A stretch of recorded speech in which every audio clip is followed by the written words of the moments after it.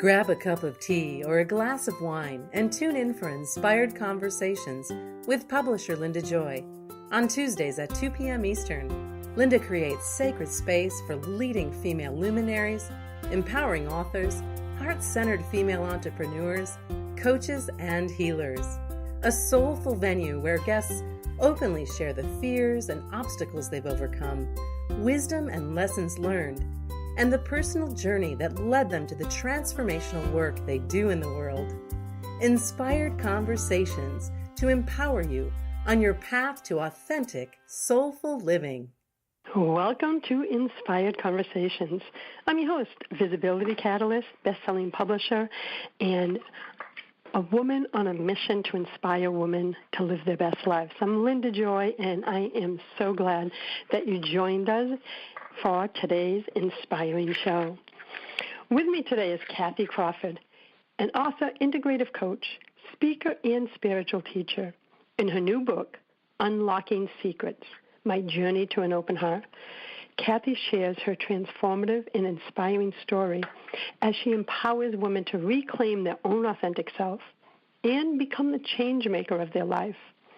Following a successful sales career in the luxury industry, Kathe's the founder of Your Truthful Life, a community of women supporting each other to discover and follow their own courageous voice.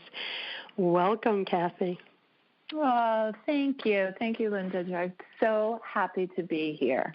So happy. Well, thanks for having me. Oh, you're more than welcome.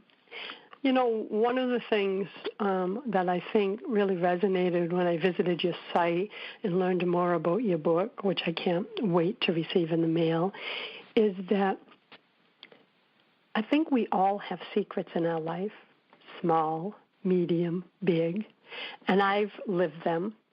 And I also realize that there's such a weight to our energy field, to our spiritual growth, and to our, in some cases, to our happiness.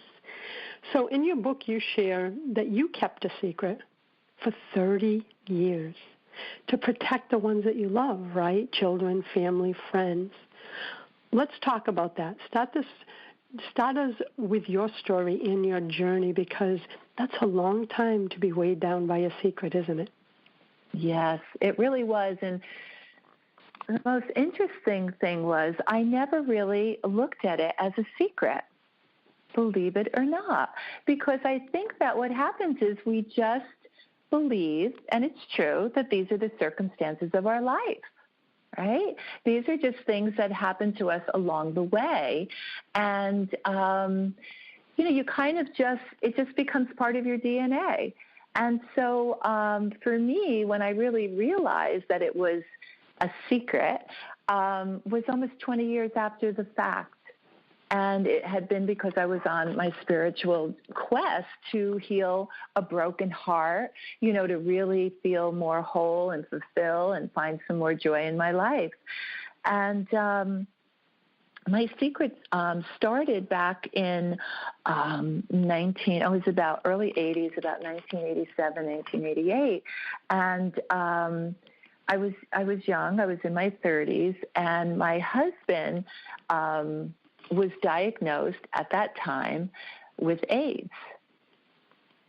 And at that time, we didn't even realize he had HIV, but, at that time it was, everything was AIDS. It had just, people were just finding out about it. It was really considered the Black Plague. It came from left field. We had no idea, what was happening.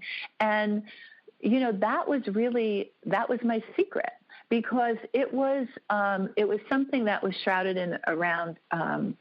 in shame, right? Because at that time, only bad people got AIDS. Yeah, and it was a stigma of the time. Yes.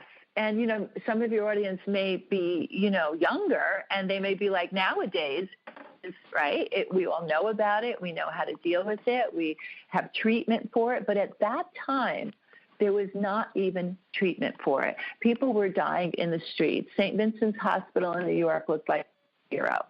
And we were petrified. We were scared out of our minds. And but it was, and I was introduced to it not in the easiest way. Larry, who's my husband, and I had just bought a house, and we had applied for a life insurance policy. He failed the policy. He was denied, and we had to go to a doctor to find out why. And we went to a doctor who, we walked in his office, and he said, I've never said this to anyone. I don't know how to say it, so I'm just going to say it. And he said, you have AIDS. He said, and there is no cure, there is no treatment, there is no hope for you. You need to prepare yourself to die. Oh, I can't even imagine. Right? And that's how this message was delivered to us. And we just, the disbelief, we couldn't comprehend. Time had stopped still. And basically, said, I'm really sorry. If you have children, go home and hold them close. And if you have family and friends, keep them, in close to you also. Get your affairs in order, and you are going to die. And he literally stood up and walked us out of his office. And that was our introduction. That was my introduction into this world of AIDS and HIV. And so again, when, you mentioned, it's like, so what I instantly did was, became the protector. Larry was in shock. I watched my beloved be given a death sentence. And we were sitting in the car after we had left the doctor's office, and we had to get home. My mom was watching the kids, and he said, until we figure this out, please don't tell anyone, not even your mother. And I was, of course, like, oh my God, like, no problem. Like, I couldn't even imagine telling my mother, right? Or my sister, or anybody near and dear, or his mother, and it was that day that, I always say Larry found out he became infected with the virus, and I really became infected with the secret, because for 8 years, Larry wound up living. And in those 8 years, until the last 3 months of his life, we never told a soul. I never told my mother. And in the last 3 months, you shared the news? I had convinced him. To say, I cannot do this any longer. I cannot carry this, by myself, right? Yeah. And now at this point, I know he's not well. And Larry never got full-blown AIDS. He wound up actually dying of cancer, and, he had no immune system and things like that, but he never got full-blown AIDS. But I knew, we knew that he was not doing well. New treatments were coming along. It was 8 years. That was a long time for someone to live with the virus. And I begged him, because I didn't want the burden, and it was really more the responsibility to have to tell all these people after he was gone.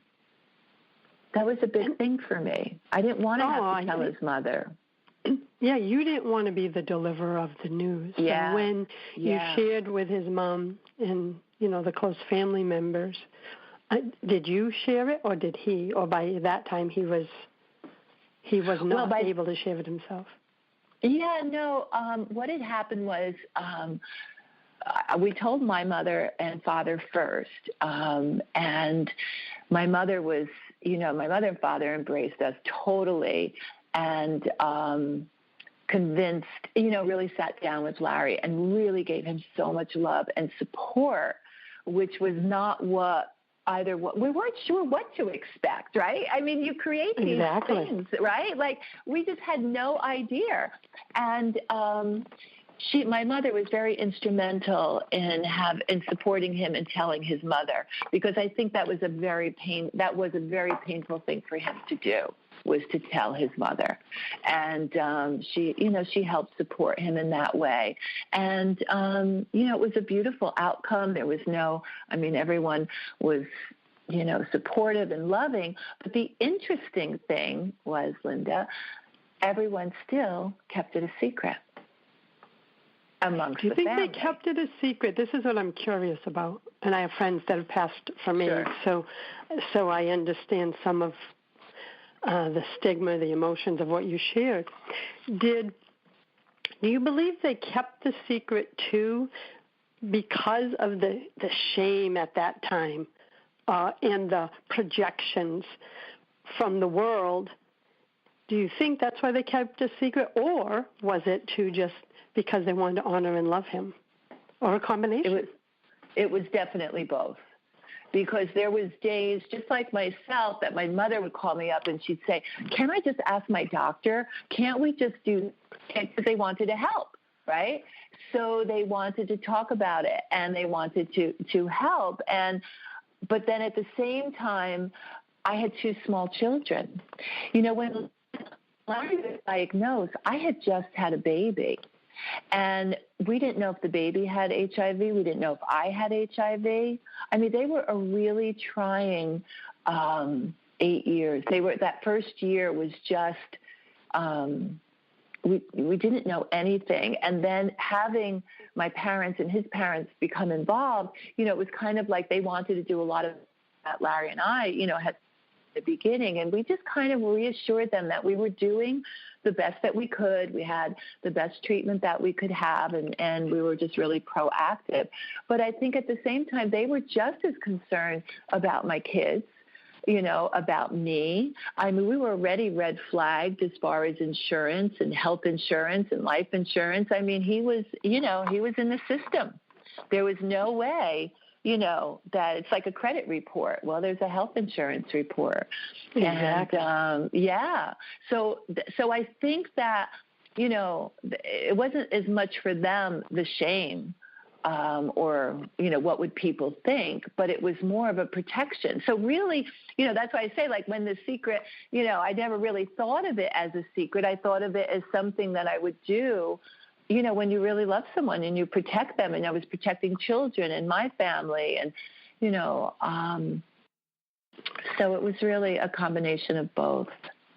I'm so appreciative of you being here today to share the story. When we come back from our break, I want to talk more about that time between diagnosis and waiting to find out if you or your newborn infant had it.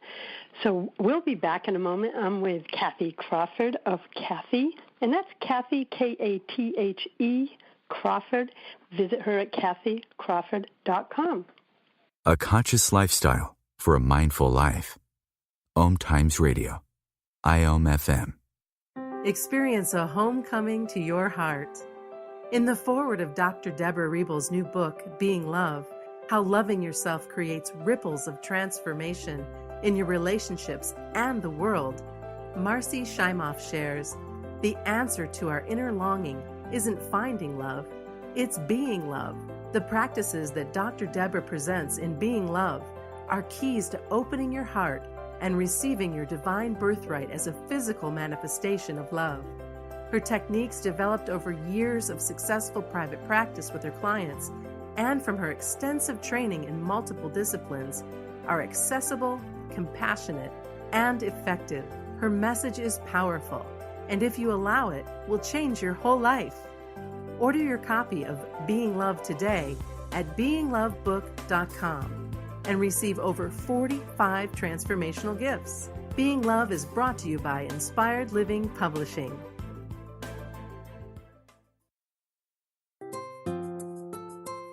Inspiration for a Woman's Soul.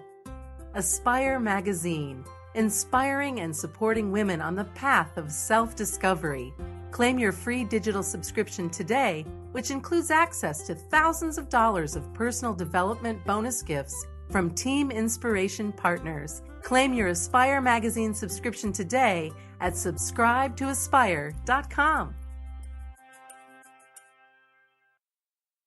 Are you trying to get from point A to point B and need a little advice? Connect with the counselors at OMTimes Advisors. Whether you're looking for a life coach or a spiritual intuitive, the advisors participating at advisors.omtimes.com were carefully chosen based on their gifts, skills, and professionalism.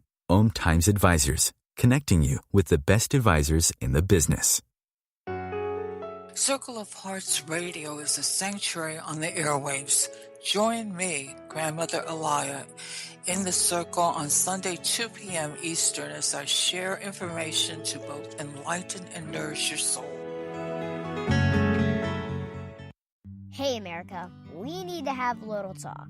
We've got more food than we know what to do with in this country, yet 17 million kids in America are struggling with hunger. Makes no sense. Luckily, the Feeding America nationwide network of food banks has volunteers gathering excess food and getting it to hungry kids. They're kind of like food angels. Hey, become a food angel yourself by supporting Feeding America in your local food bank at feedingamerica.org. We can't do it without your help. Brought to you by Feeding America and the Ad Council. A conscious lifestyle for a mindful life. OMTimes Radio. IOM FM. Welcome back. You're listening to Inspired Conversations. With me today is Integrative Coach, speaker, and spiritual teacher, Kathe Crawford, author of Unlocking Secrets, My Journey to an Open Heart. So, Kathe, during that time, waiting to see if you became infected with a virus or your newborn, I can't even imagine. Well, I actually can't imagine because I have friends and family go through this back around that same time period. I think it was in the early 90s when wasn't as much of a stigma as when you and your husband went through it. Walk us through what that must have felt like for you waiting. And was you and your child okay?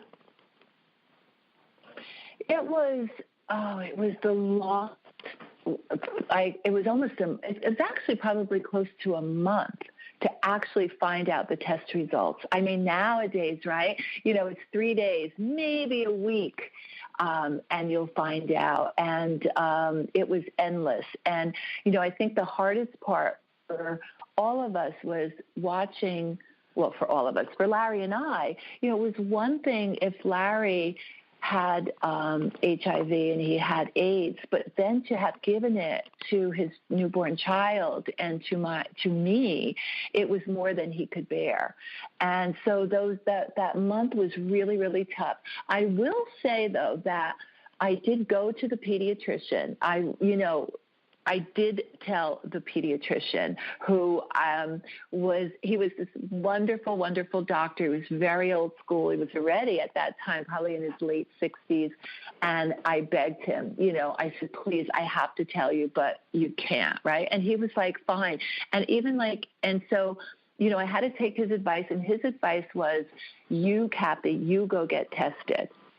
Said, because the baby symptoms. He said, I'm just starting to see babies being born with AIDS in the hospital. He said, I don't have a lot of experience. He said, but, Brian does not show any visible signs. He said, so let's start with you. He said, because if I run this test, this baby will be marked for life if he does have it.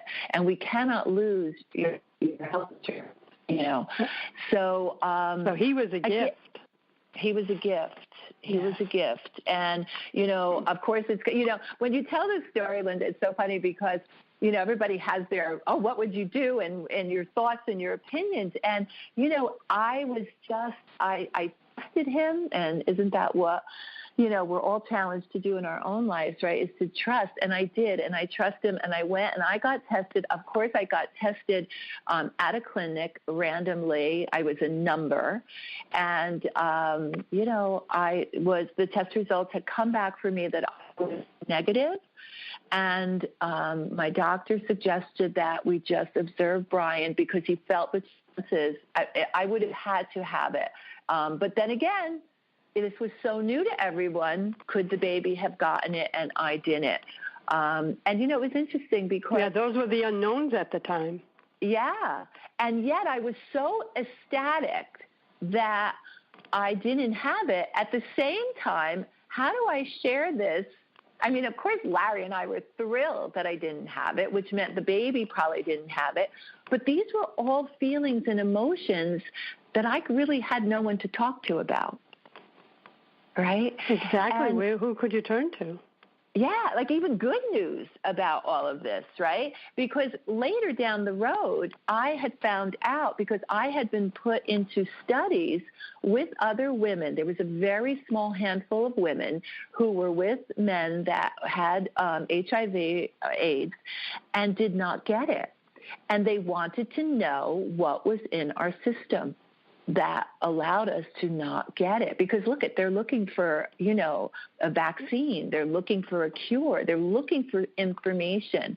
And I actually this was probably about 5 years into Larry having it, that I went into this study.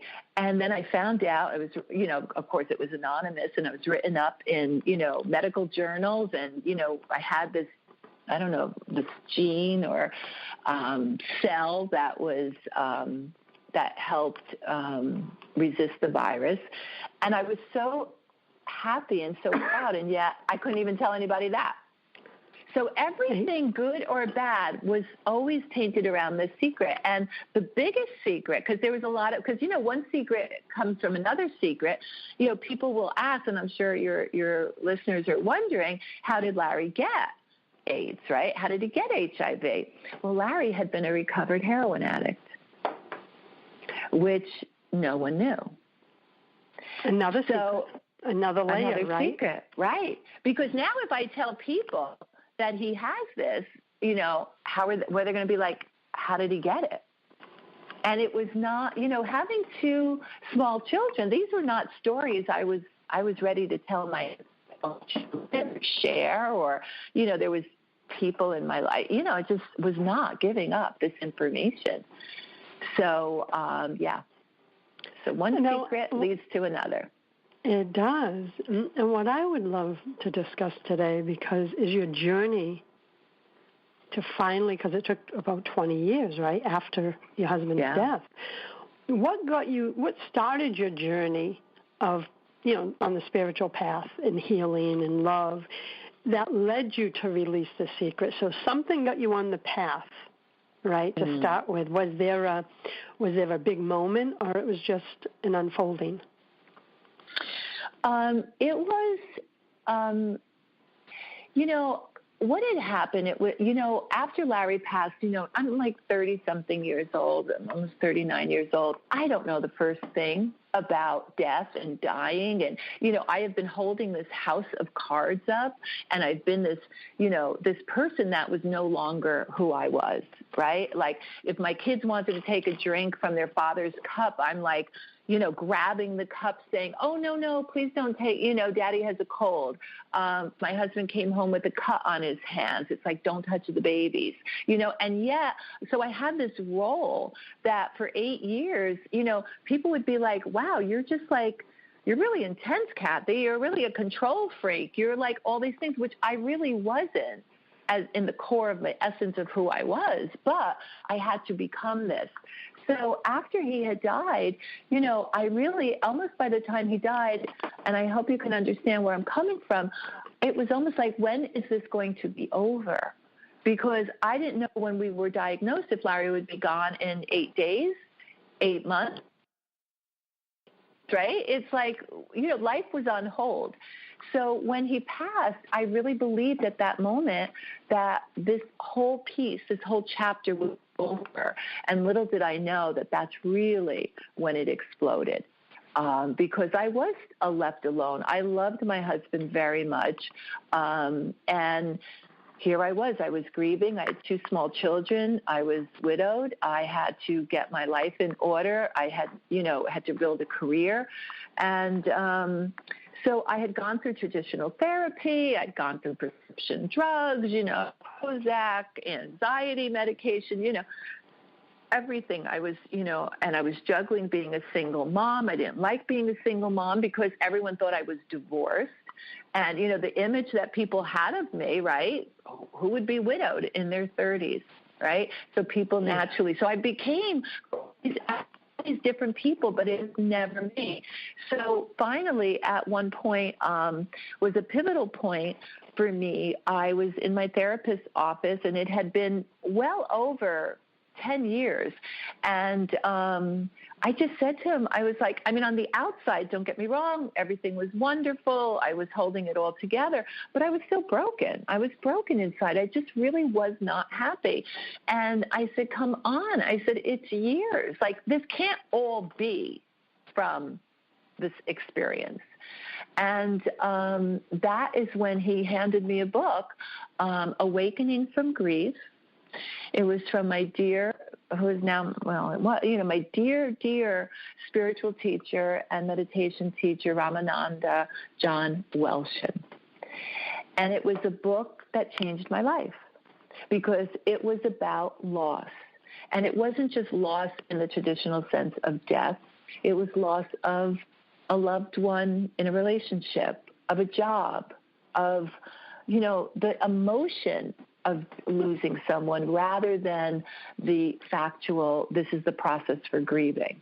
This is what you do, like the mechanics of it. This really was about the emotion. And I went back to my therapist and I said, this guy gets it because nobody's working with me in my heart.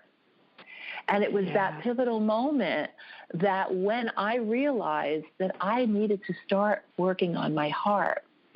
And I didn't, of course, understand it as well as you know. And I actually went and I met John. John actually lived in New Jersey, which is where I live. And I went to his meditation workshop and I stood in front of him and tears just streamed down my eyes. And I just knew he was going to be the person that was going to put me on the path to healing. And he was. And so through meditation was where my spiritual journey began. And look at where that path has brought you. You have a beautiful memoir. You are now teaching other women how to live a truthful life. You've created a community of women who are actually supporting each other. So do you look back now, Kathe, and see that everything that happened, and I ask this question because it's my truth, that everything that happened in your past, this whole story that you shared was really to prepare you for the work that you're doing now? Absolutely. Yeah. And I cannot tell you, this is what I share, is that I spent almost 30 years trying to figure out, why is this happening to me? Why me? You couldn't have come up with a worse scenario, right? Married a recovered drug addict who, then I fell off and became an addict again, lived through those years, lived through the HIV and AIDS, became a single parent, had to build a career so I could raise 2 children. I was single, took care of aging parents. It was like every time I turned a corner, something was happening. And the one thing, of course, I prided myself in, I was not a victim, right? I was just, all these things were happening to me. And I just couldn't figure out, and I used to have conversations with God, and I would really surrender. I really thought I was surrendering, and I work with John I said to John, I am so open. I am so ready. Please, please, please help me heal. And he said to me, and I was it was so beautiful to have, a spiritual teacher like that. And I said to him, and he said to me, Kathe, he said, you're not open. And I was like, what do you mean? I said, all these horrible things have happened to me. My heart is split wide open. And he said, I said, it's split open and it's cracked and the light can get in, and, all of the memes that we say and the quotes and the spiritual quotes. And he said, your heart is wrapped like a sheet of armor. He said, it's just suited, and each, like your heart is like, it has crusted barnacles around it, and each thread is just the pain and the challenge and the disappointment. And he said, until you learn to open your heart and let love in, you will not heal. And that is really, and I will say, it's really the secret. The book is not about the secret that it really is about learning, the journey to learn to open your heart to love. Because until I did that, I could not heal. And yet I thought, I was this fabulous person, right? I was helping everyone, and I was so kind and generous, to my husband, and I held his sacred space, and I was good to this one, but I was so cut off from my own love, from my own self, that how could I give love, be love, receive love if I didn't find the love that was residing in my own heart? This is just everything you're saying is just resonating with me and everything I've learned on my path and the stories I brought on into the show. And I appreciate you sharing it with us. And I want to jump over to break because I want to continue this conversation. So We'll be back in a moment with Kathe Crawford of KatheCrawford.com. A conscious lifestyle for a mindful life. OMTimes Radio. IOM FM. We can all use a little more peace and joy in our lives. Don't you agree?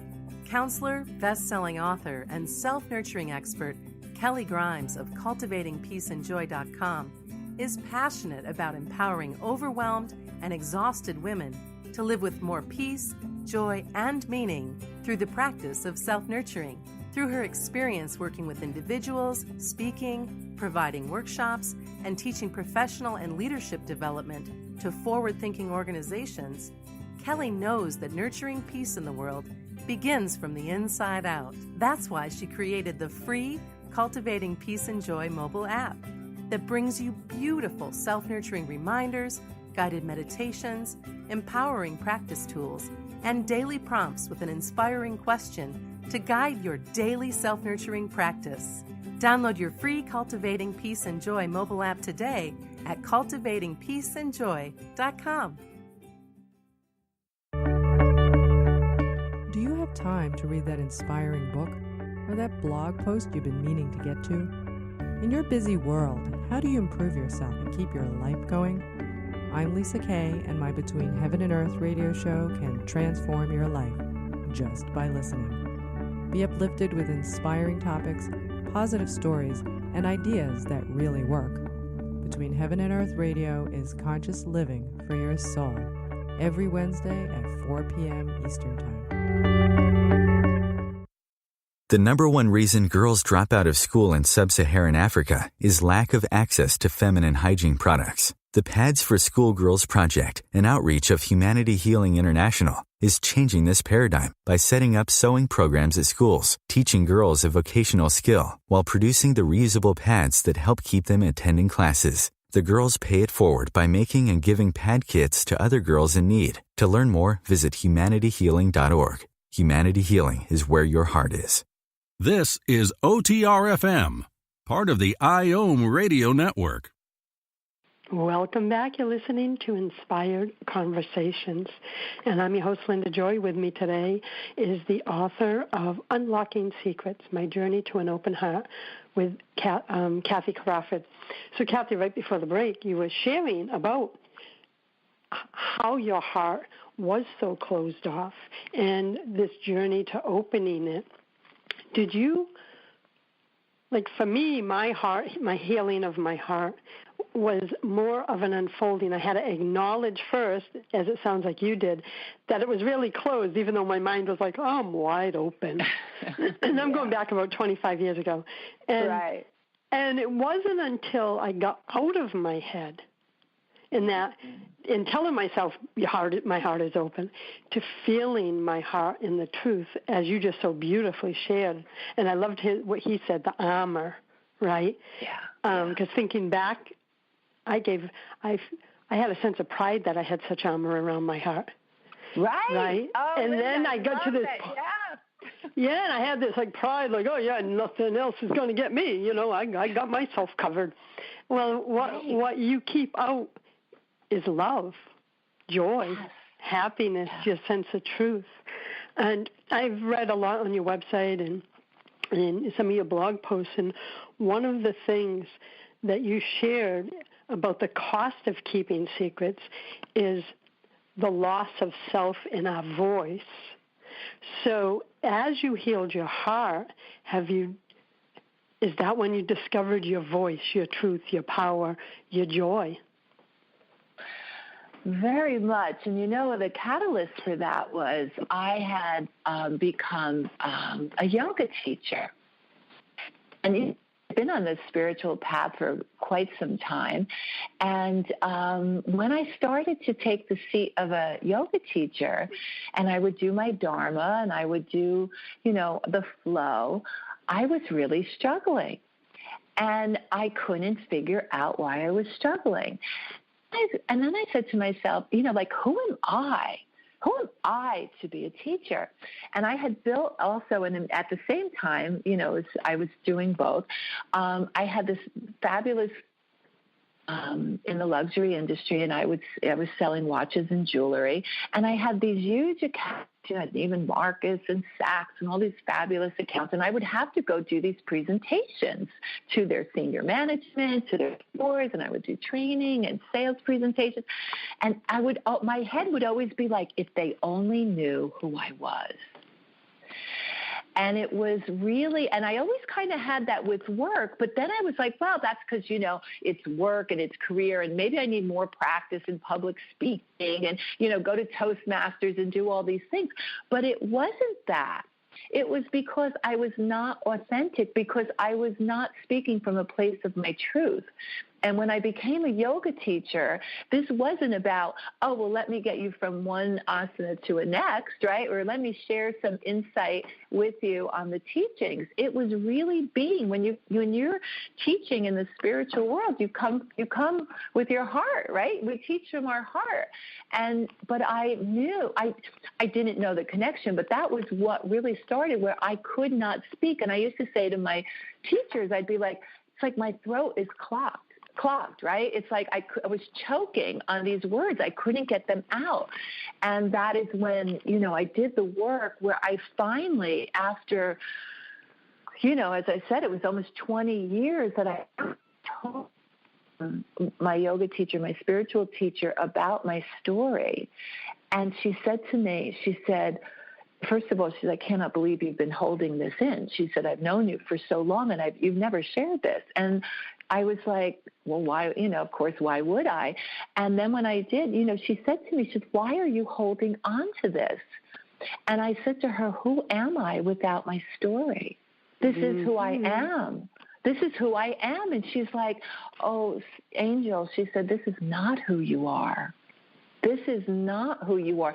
Yes, these things have happened to you, but that's not who you are.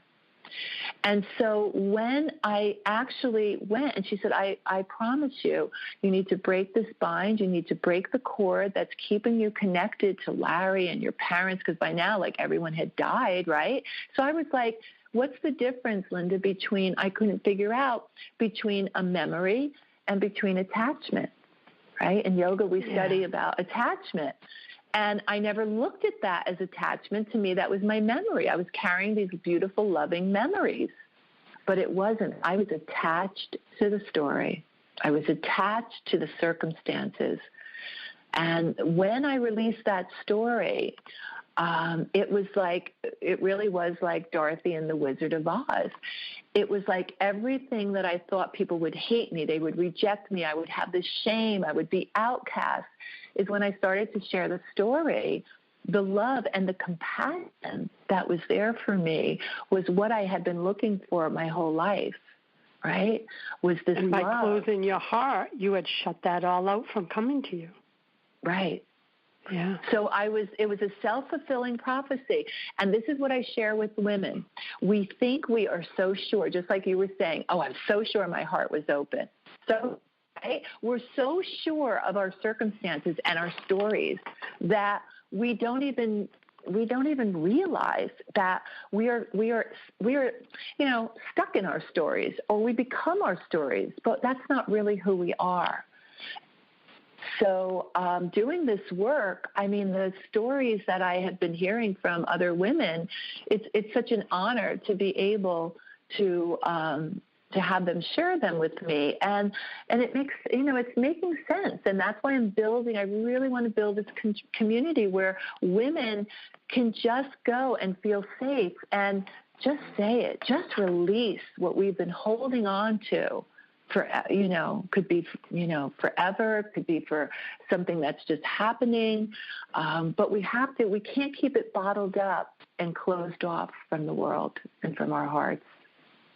No, we can't. It costs us too much. Yeah. It costs us our health, our joy, our sense of self. And, we all have our different secrets. I had childhood stuff that had happened, and for me, I actually didn't have the memories until I got married.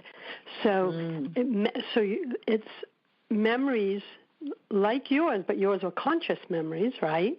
But there were attachments. I had unconscious memories, well, until I was 30, and I'm 56 now.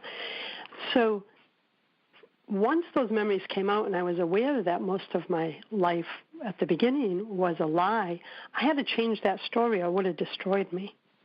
But, of course, I had to go through that journey that I had to go through the pain, right, as you did.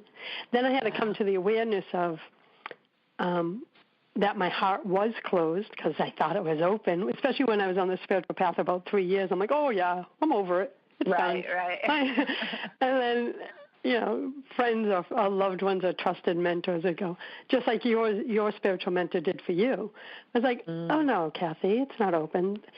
And this is why all my brands, from the radio shows to the books to the mag and to all the virtual events that I produce, is about getting women to live from the inside out.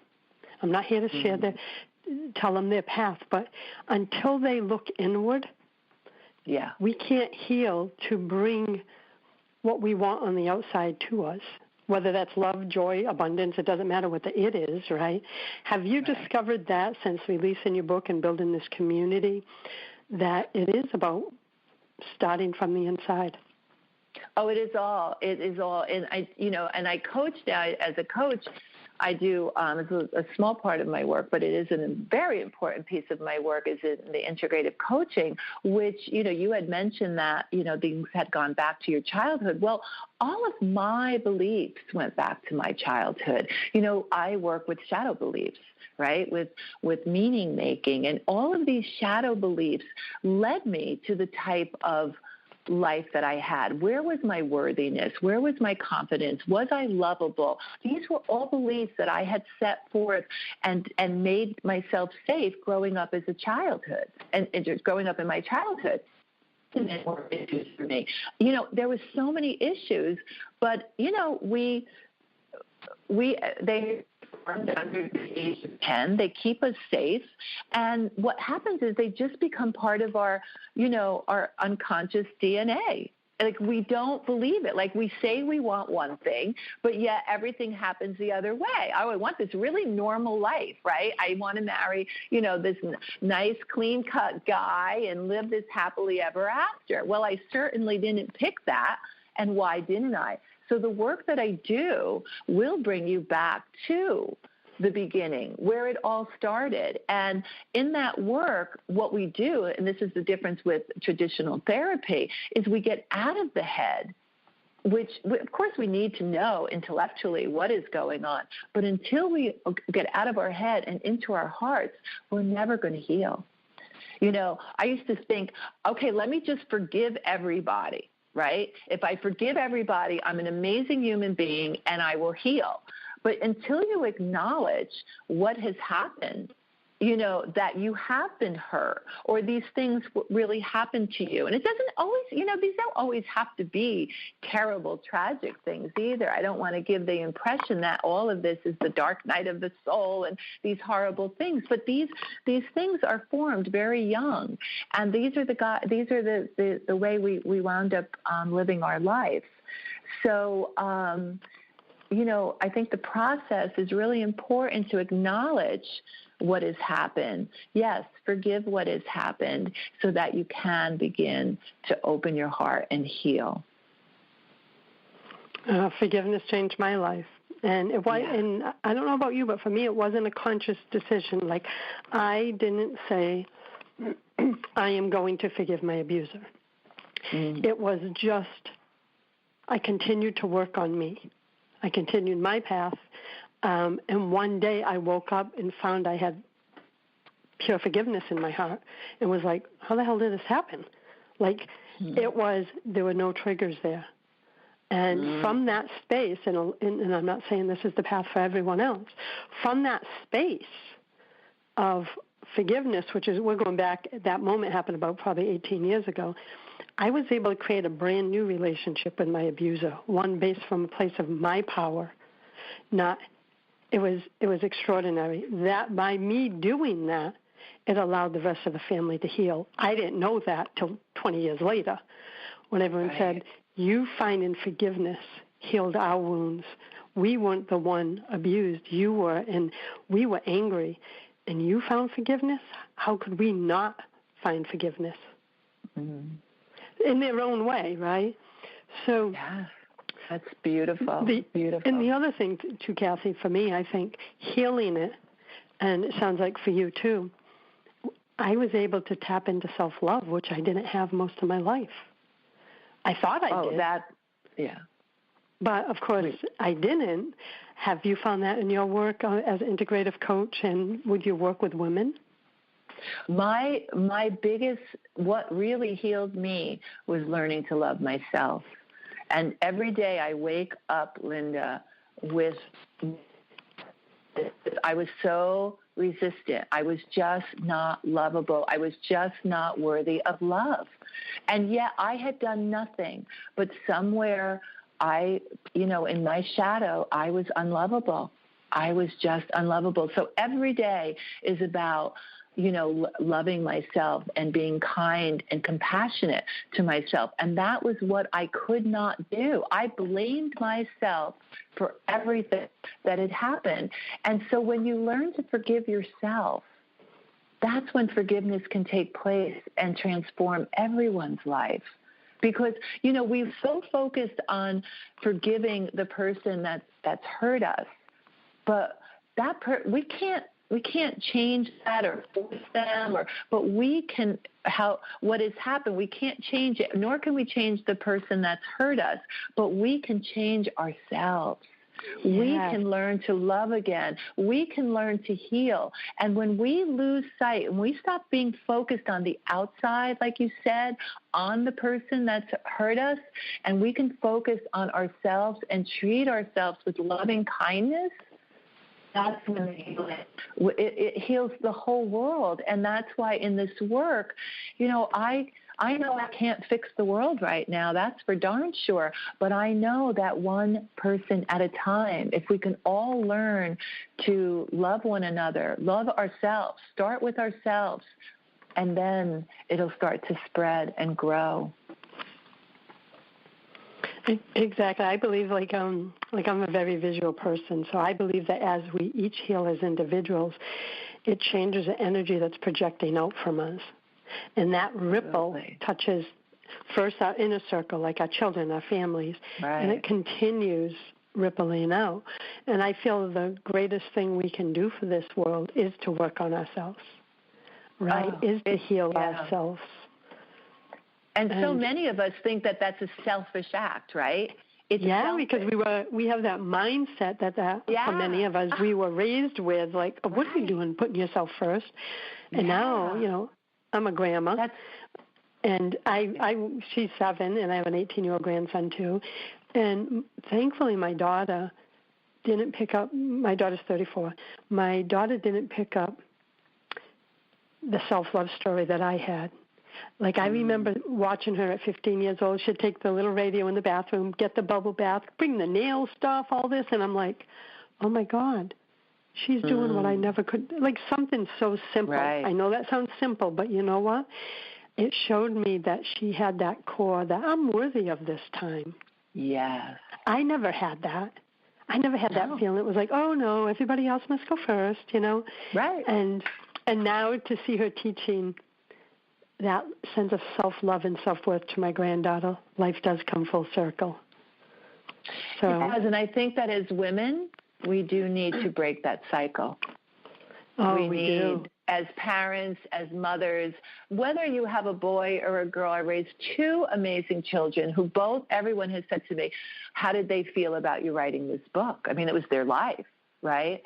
And they were the most supportive, generous men that I could have ever been, more proud of. They supported this book wholeheartedly. And I'm sure there was moments and difficult times. This was their dad. This was their mom. This was our lives, But we broke the cycle.